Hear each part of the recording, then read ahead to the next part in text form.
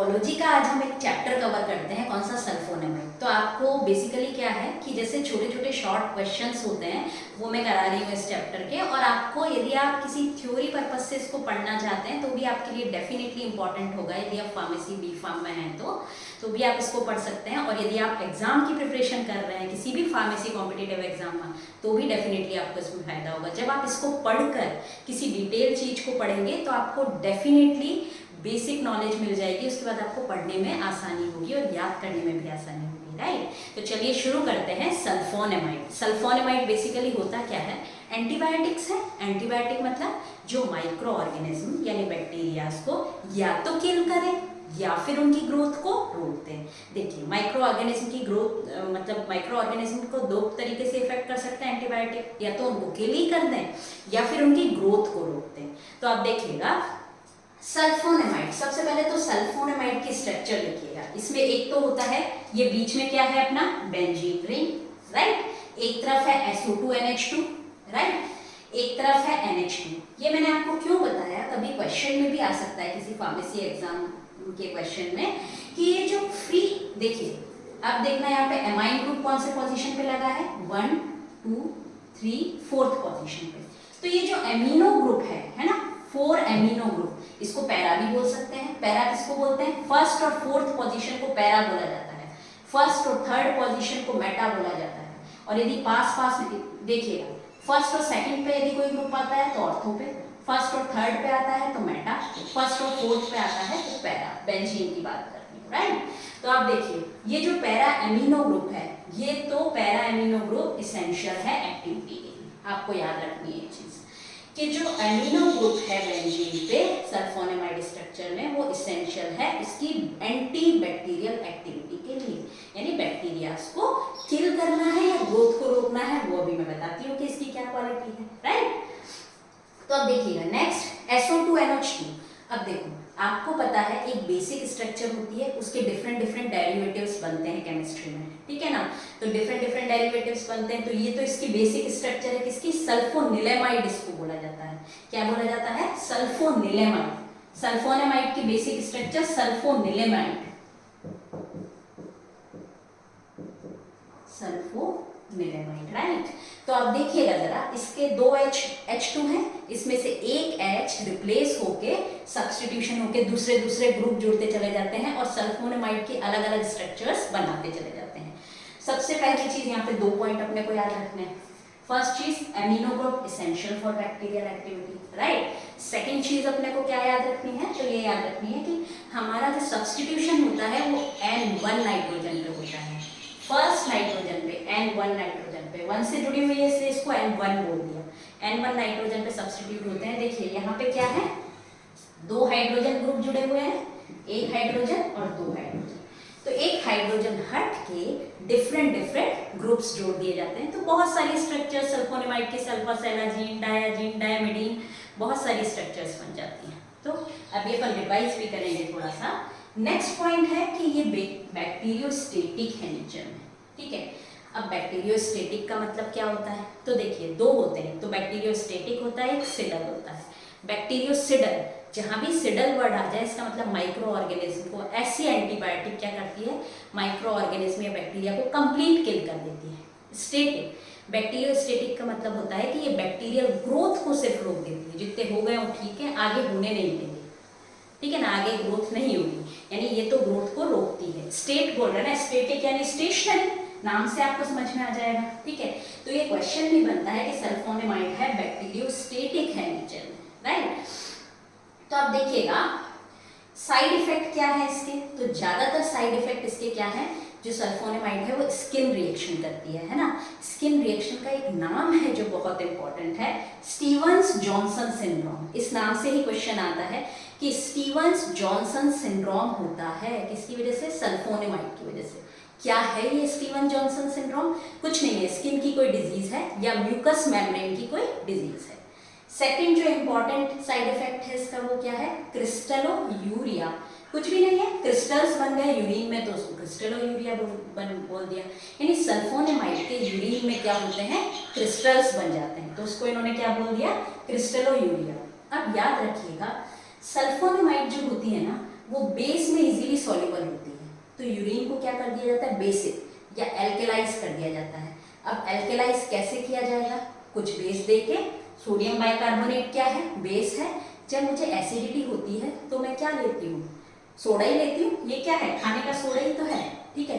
तो एल्केलाइज कर दिया जाता है। क्यों एल्केलाइज कर दिया जाता है, क्योंकि देखिएगा सल्फोनेमाइड बेस में इजीली सॉल्युबल होती है, तो क्या नहीं बनाएगी, क्रिस्टल्स नहीं बनाएगी यूरिन में, क्योंकि वो बेस में सॉल्युबल हो जाएगी। तो अब देखिए पहले तो यहाँ कौन कौन से क्वेश्चन बैठे हैं अपने, लाइन वाइज लाइन समझिए, क्वेश्चंस भी लर्न कीजिए, टॉपिक भी समझिए, राइट। तो अब देखिए फर्स्ट क्वेश्चन, स्ट्रक्चर आपने देखी, ये है। पैरा पोजीशन पे क्या जुड़ा हुआ है, एमिनो ग्रुप जुड़ा हुआ है।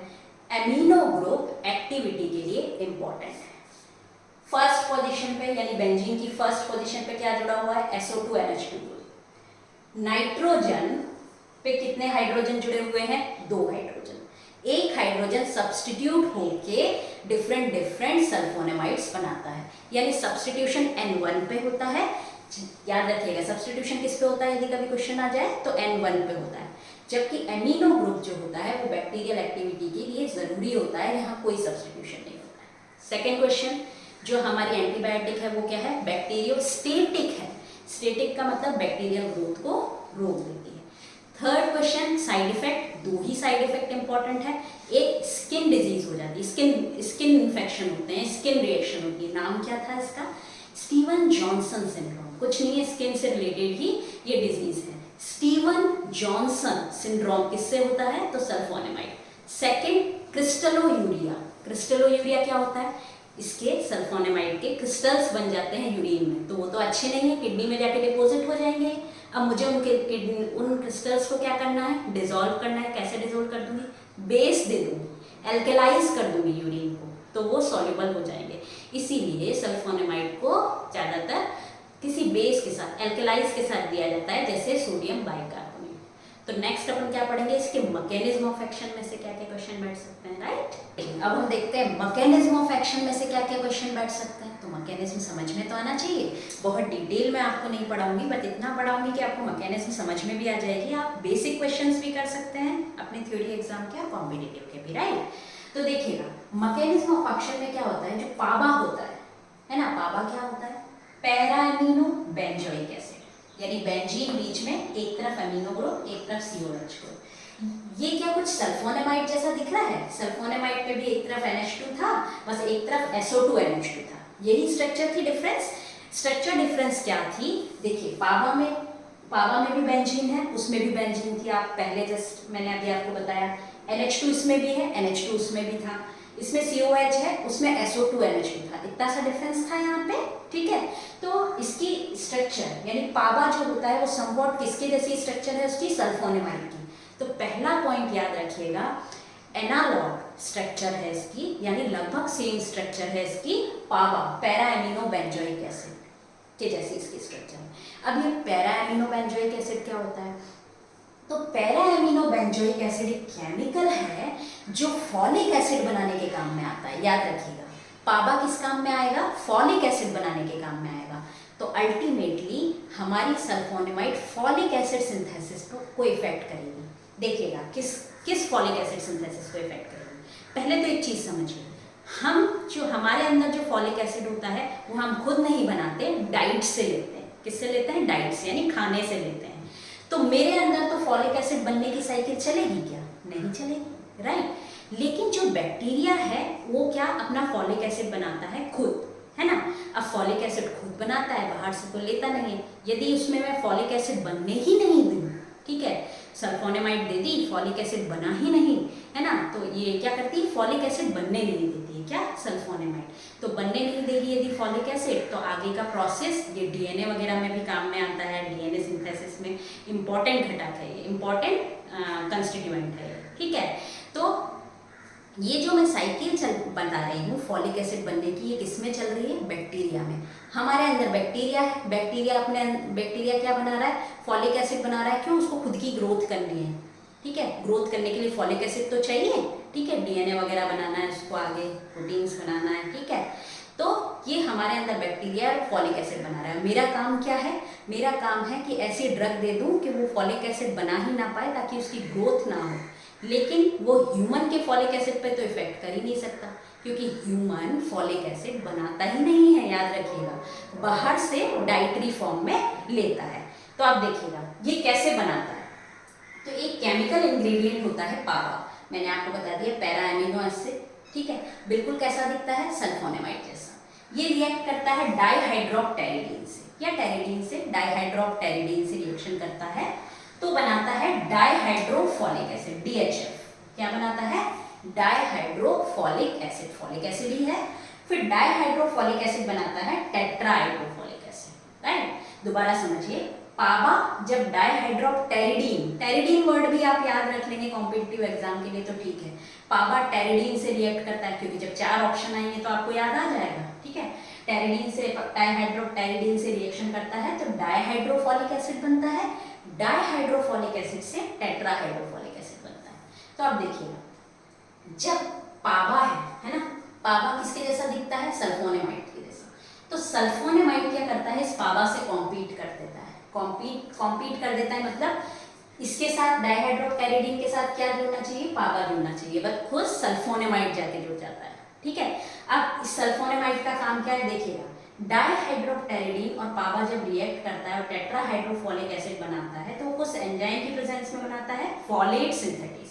फर्स्ट तो यही रखिएगा, यही ऑप्शन में आएगा, फॉलेट सिंथेटेज। सल्फोनेमाइड क्या करता है? इस फॉलेट सिंथेटेज को इनहिबिट कर देता है। ये हो गया मैकेनिज्म। सल्फोनेमाइड का मैकेनिज्म ऑफ एक्शन क्या हो गया? ये फॉलेट सिंथेटेज को इनहिबिट कर देता है। तो फाइनली क्या नहीं बनेगा अपने पास? डाइहाइड्रोफॉलिक एसिड नहीं बनेगा, ठीक है, यानी आगे फॉलिक एसिड का प्रोसीजर पूरा नहीं होगा। यानी आपको याद रखना है, एक तो पावा का एनालॉग है सल्फोनेमाइड, पावा जैसा दिखता है, तो कॉम्पिटिटिव इनहिबिशन करता है, यानी कॉम्पिटिशन करता है इससे। और सल्फोनेमाइड का मैकेनिज्म ऑफ एक्शन क्या है? अब आ गया अंदर आ गया तो किसको इनहिबिट करता है? फॉलेट सिंथेटेज को इनहिबिट करता है। किसके फॉलेट सिंथेटेज को? ये भी आ सकता है, तो बैक्टीरिया के फॉलेट सिंथेटेज को, हमारे अंदर नहीं, क्योंकि हमारे अंदर ये प्रोसेस होता ही नहीं है, राइट। अपन अभी रिवाइज भी करेंगे। तो देखिए, कभी कभी ऑप्शन में यदि आ जाए डाइहाइड्रोक्टेरोइड सिंथेटेज, फॉलेट सिंथेटेज की जगह, तो वो भी राइट ऑप्शन होगा, ठीक है ना। सल्फोनेमाइड में से क्या ऑप्शन आएगा आपका? किसको इनहिबिट करता है? फॉलेट सिंथेटेज को। बट यदि फॉलेट की जगह देखिए, ये नाम आपको याद हो गया डाइहाइड्रोक्टेरिडीन, तो ये एंजाइम याद हो जाएगा, डाइहाइड्रोक्टेरोइड सिंथेटेज। अगर ये नाम आ जाए डाइहाइड्रोक्टेरोइड सिंथेटेज, टेरोइड वर्ड पकड़िए, टेरिडीन वर्ड पकड़िए, टेरोइड्स पकड़िए, राइट। तो टेरोइड सिंथेटेज से आपको याद रह जाएगा कि ये भी सल्फोनेमाइड इनहिबिट करता है। अभी अपन रिवाइज भी करेंगे। अब डाइहाइड्रोफॉलिक एसिड कन्वर्ट होता है टेट्राहाइड्रोफॉलिक एसिड में। ये किस एंजाइम की प्रेजेंस में होता है? देखिएगा जरा, डाइहाइड्रोफॉलेट रिडक्टेज, है ना, ये तो नाम याद रह जाएगा। डाइहाइड्रोफॉलिक एसिड है तो डाइहाइड्रोफॉलेट है, ठीक है।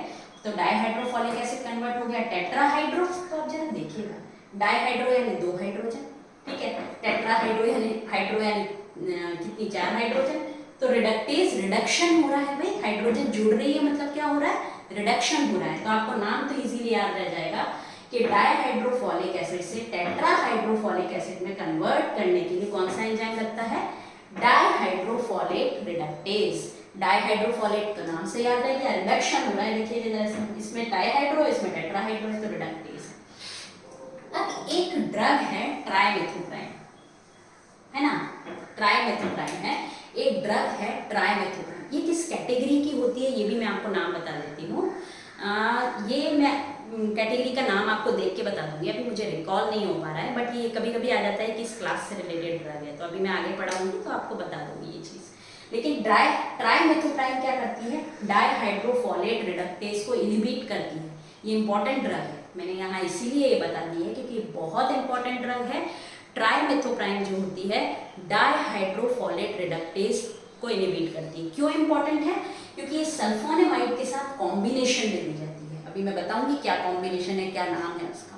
तो ये सल्फोनेमाइड के साथ कॉम्बिनेशन में दी जाती है, राइट। तो चलिए जल्दी से अपन रिवाइज भी कर लेते हैं इस चीज़ को। देखिए, सबसे पहले तो पावा, ठीक है, पैरा एमिनो बेंजोइक एसिड, बिल्कुल वैसा ही दिखता है जैसा सल्फोनेमाइड दिखता है। किससे रिएक्शन करता है? डाइहाइड्रोप्टेरिडीन से। तो डाइहाइड्रोप्टेरिडीन याद रहे, टेरिडीन याद रहे, कुल मिला के इन दोनों की रिएक्शन, इन दोनों का इनकॉर्पोरेशन नहीं होने देता है। और क्या नहीं बनने देता है, क्या बनता है इन दोनों के मिक्सचर से?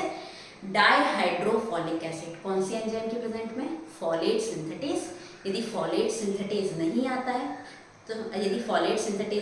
है तो डाइहाइड्रोप्टेरोइड सिंथेटेज, डाइहाइड्रोप्टेरिडीन से याद रह जाएगा आपको। तो अपना सल्फोनेमाइड इस फॉलेट सिंथेसिस को इनहिबिट कर देता है या डाइहाइड्रोप्टेरोइड सिंथेटेज को इनहिबिट करता है। ये दोनों नाम आप याद रखिएगा। तो फाइनली क्या नहीं बनता? डाइहाइड्रोफॉलिक एसिड नहीं बनता। अब डाइहाइड्रोफॉलिक एसिड से टेट्राहाइड्रोफॉलिक एसिड बनाना है। कौन सा एंजाइम? मैंने आपको बताया था डाइहाइड्रोफॉलिक, डाइहाइड्रो तो नाम याद हो गया, रिडक्टेज। डाइहाइड्रो से क्या बन रहा है? टेट्राहाइड्रो, तो रिडक्टेज, रिडक्शन हो रहा है ना, हाइड्रोजन जोड़ रही है तो। और ये इस एंजाइम को कौन इनहिबिट करती है? ट्राइमेथोप्राइम। याद रखिएगा कौन सी ड्रग इसको इनहिबिट करती है? ट्राइमेथोप्राइम, क्योंकि सल्फोनेमाइड के साथ ट्राइमेथोप्राइम कॉम्बिनेशन में दी जाती है, राइट। तो फॉलेट सिंथेटेज बोले तो सल्फोनेमाइड बोलेंगे, और डाइहाइड्रो रिडक्टेज बोले तो क्या बोलेंगे अपन?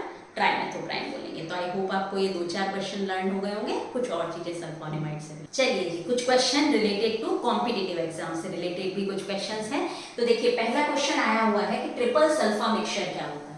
तो ट्रिपल सल्फा मिक्सचर है sulfadiazine, sulfamethazine, sulfamerazine. Sulfa sulfa तो याद रह जाएगा, डायाजीन, मीथाजीन और मीराजीन, इसको क्या बोला जाता है? Triple sulfa drug. Second question आया हुआ है लेप्रोसी, समझते हैं ना, व्हाइट पैचेस जो हो जाते हैं, कुष्ठ रोग जिसको बोला जाता है, राइट। तो वो क्या होता है? डेप्सोन। उसके लिए कौन सी ड्रग यूज की जाती है? डेप्सोन। इंपॉर्टेंट है, लेप्रोसी के लिए क्या यूज करेंगे? डेप्सोन। नेक्स्ट है कोट्राइमाजोल। किन दो ड्रग से मिलकर बनी है? कोट्राइमाजोल एक कॉम्बिनेशन ड्रग है, तो आप नाम से याद रह जाएगा, आपको ज्यादा डिटेल आपको याद करने की जरूरत नहीं है, सिर्फ नाम याद रख लीजिए। ट्राइमोक्साजोल। देखिए ट्राइम लिखा हुआ है, ट्राइमेथोप्राइम रहेगा। ऑक्साजोल है, मिथॉक्साजोल। नाम याद होगा ना, ऑक्साजोल, ऑक्साजोल। तो देखिए ये ऑक्साजोल, ये ऑक्साजोल, ये ट्राइमेथोप्राइम। तो जो आपके पास 4 ऑप्शन आएंगे तो आप कर सकते हैं को ट्राइमेथोक्साजोल मतलब सल्फा मिथॉक्साजोल प्लस ट्राइमेथोप्राइम। ट्राइमेथोप्राइम कौन से एंजाइम को इनहिबिट करती है? डाइहाइड्रोफॉलेट रिडक्टेज को जस्ट इसके पहले पढ़ा अपन ने, डाइहाइड्रोफॉलेट रिडक्टेज, राइट। नेक्स्ट है इसका मेटाबॉलिज्म। ये भी क्वेश्चन आया हुआ है। तो मेटाबॉलिज्म में एक ही ऑप्शन याद रखिएगा, एसिटाइलेशन होता है एंड 4th पोजीशन पे। एसिटाइलेशन, ये अपनी स्ट्रक्चर हो गई, एक तरफ SO2NH2 ग्रुप है और एक तरफ NH2 ग्रुप है। ये NH2 ग्रुप जो 4th पोजीशन पे है, पैरा पोजीशन पे 4th पोजीशन पे है। यहाँ काउंट कीजिए आप, 1 2 3 और ये 4 है ना। 4th पोजीशन पे एमिनो ग्रुप जो है वो बैक्टीरिया को इनहिबिट करने की एक्टिविटी के लिए जरूरी है। तो इसी ग्रुप का मेटाबॉलिज्म करना मतलब ड्रग की एक्टिविटी को खत्म करना ही हुआ एक तरीके से। तो यहाँ पे एसिटाइलेशन कर देते हैं। एसिटाइलेशन का मतलब क्या हो गया? एसिटाइल ग्रुप को जोड़ देते हैं। क्या होता है एसिटाइल ग्रुप? CH3CO group. यानी कि इसका मेटाबॉलिज्म होता है एसिटाइलेशन के थ्रू। कौन सी नाइट्रोजन पे? 4th नंबर की नाइट्रोजन पे, यानी 4th पोजीशन पे जो नाइट्रोजन है उस पे कहाँ होता है? लेवर में होता है, राइट। नेक्स्ट कुछ जो होती हैं सल्फर ड्रग्स हैं जो बहुत इंपॉर्टेंट है। Sulpha acetamide. सल्फा एसिटामाइड जो होती है वो आंखों के लिए यूज होती है, बहुत कॉमन सी ड्रग है, तो कभी कभी पूछ ली जाती है। सल्फा एसिटामाइड जो होती है ऑक्यूलर नाम आ जाए तो भी ठीक है, आंखों के लिए नाम आ जाए तो भी ठीक है। सिल्वर सल्फा डायाजीन बहुत कॉमन है। सिल्वर सल्फा डायाजीन जो होती है बर्न्स यानी जल जाते हैं जब यूज होती है, क्या? Silver sulfadiazine. तो कभी कभी ऑप्शन में आ जाता है कि सरफेस पे यानी स्किन पे कौन सी जो अपनी सल्फा ड्रग्स है वो यूज होती है, सल्फोनेमाइड्स यूज होती हैं। तो सिल्वर सल्फा डायाजीन बर्न में यूज होगी तो स्किन पे यूज हो रही है, राइट। तो सिल्वर सल्फा डायाजीन यूज होती है स्किन बर्न्स में, राइट। नेक्स्ट है सल्फा सेलाजीन। सल्फा सेलाजीन जो है वो बाउल इन्फेक्शन यानी कि अपना कॉलन हो गया, इंटेस्टाइन के नीचे का जो पार्ट हो गया, बाउल इन्फेक्शन समझते हैं ना हम, जो मतलब मोशन से रिलेटेड जो हो गए, ठीक है ना, जितनी भी डिजीज है बाउल इन्फेक्शन।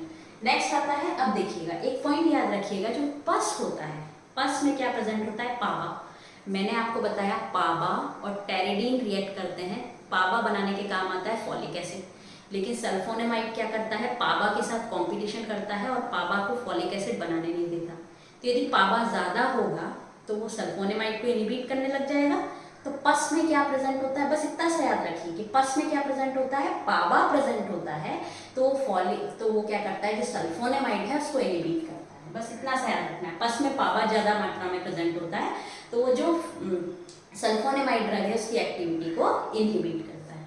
तो कौन कौन से क्वेश्चन अपन ने यहाँ पढ़े, 3-4 क्वेश्चन अपन लर्न कर लेते हैं।